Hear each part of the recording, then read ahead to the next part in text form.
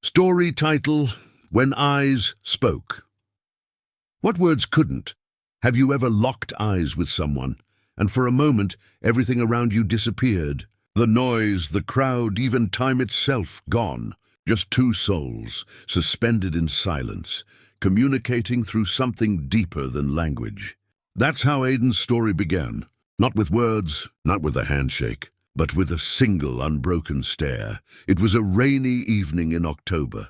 The cafe was crowded, the kind of cozy chaos that makes strangers brush elbows and hearts accidentally collide.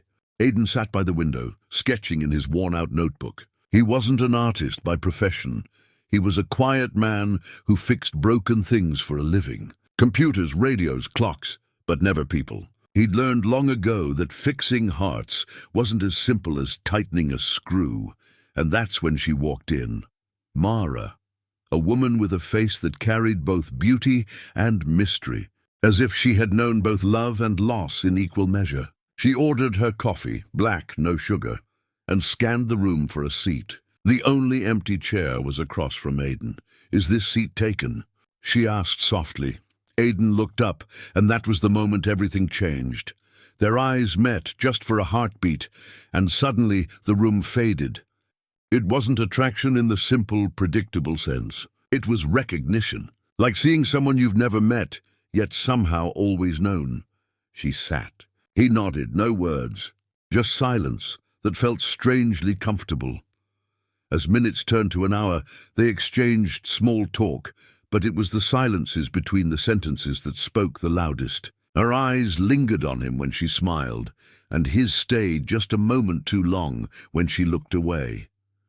And that's where the first hidden message was born. Hidden message 1. I'm attracted to you, but I can't say it. Every time their gazes met, it carried warmth, a soft, unspoken pull. Her eyes would light up, his breath would catch, and both would look away with a nervous laugh. Neither said anything, but their eyes told the truth neither dared to admit. Over the next few weeks, they met again and again, sometimes by accident, sometimes by choice. Each encounter felt like déjà vu, and every time their eyes said more than their voices ever could. But one evening, as the sun dipped behind the city skyline, Mara seemed distant. Her smile didn't reach her eyes. Her laughter felt forced, Aiden noticed. He always noticed. When he asked if everything was okay, she simply nodded. But her eyes said otherwise. Hidden message 2. I'm trying to understand you. That night, as they sat under dim cafe lights, Aiden held her gaze a little longer, not out of curiosity but care. He was searching, listening without words. "Are you sure you're all right?" he asked gently. For a moment she looked away, then back again. Her eyes shimmered not with reflection but with emotion. "I'm fine," she whispered. But her gaze said, "I'm breaking inside and I don't know how to say it." And in that silent exchange, Aiden understood. So he didn't push. He didn't demand explanations or promises. He simply said, "I'm here." And she smiled, a sad, grateful smile that said more than thank you ever could. Days passed, then weeks, and slowly their unspoken bond deepened into something fragile yet profound. But as it often happens, when hearts begin to open, so do wounds.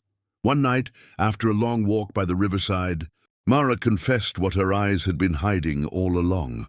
"My husband died 2 years ago," she said, her voice trembling. "Since then, I haven't been able to look anyone in the eyes. Until you." Aiden froze. The weight of her words sank deep. And then came the third hidden message. Hidden message 3. I'm feeling emotionally exposed. Her eyes, usually calm and guarded, now glistened with raw vulnerability. She wasn't just sharing her past. She was handing him her pain, her fear, her hope. Aiden didn't interrupt. He didn't look away. He simply met her gaze and let silence do the talking. That silent moment stretched. Two souls, both broken in different ways, finding comfort in being seen. When she finally smiled through tears, he smiled back. Not the kind of smile that fixes everything, but the kind that says, you don't have to be alone anymore. Months passed. Their connection grew stronger, but not without storms. One evening, during an argument about something trivial, Aidan saw a different look in her eyes. Cold, sharp, defensive. Hidden message for, I want to control or intimidate you. It wasn't love in that stare. It was fear disguised as anger. Trauma speaking through eyes that once only knew loss. I can't lose control again, she snapped. Eyes locked on his. Aidan recognized it, the same gaze he used to see in his own reflection after his father's death. That desperate need to control the world because it once fell apart. He didn't fight back. Instead, he looked at her, not with anger, but understanding. You don't need to fight me, Mara, he said quietly. I'm not the storm. I'm just someone trying to stand with you in it.